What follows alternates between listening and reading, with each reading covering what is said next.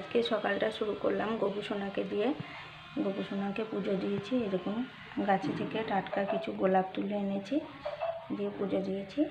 গোপুসোনার মুখটা একবার দর্শন করুন। আর এরকম গোপুসোনার একটি খেলনা। আর এই গোপুসোনা আমার নয় গো, আমাদের পাশের বাড়ি আমার বৌদির।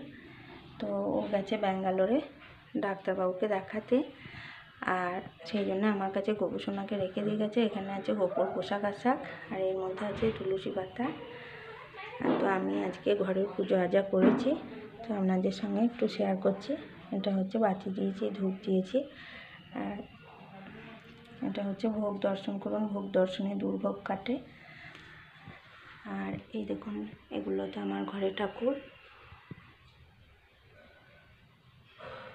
এখানে কিছু ফলমূল দিয়েছি, আমার যা সাথে ছিল সেটাই দিয়েছি। আর এই পুজো করার সময় আমি এখানে লাইটটি জ্বালিয়ে দিই, সন্ধ্যেবেলায় সন্ধে দেখানোর সময়ও দিয়ে দিই। এটা হচ্ছে আমার গোপীনাথ, রাধারানী। এটি হচ্ছে বাবা বিশ্বকর্মা। এইদিকেও আছে বাবা মহাদেব, বিশ্বকর্মা সব আছে।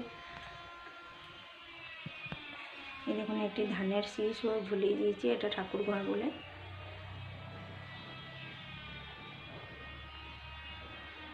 আর এই দেখুন, একটি বড় গোপীনাথ রাধারানী।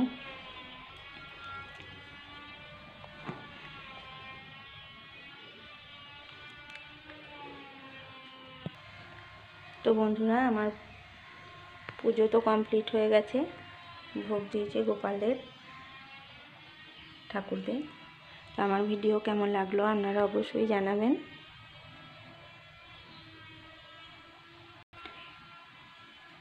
ঠাকুর সবাইকেই ভালো রাখুক, ভালো থাকুন, সুস্থ থাকুন।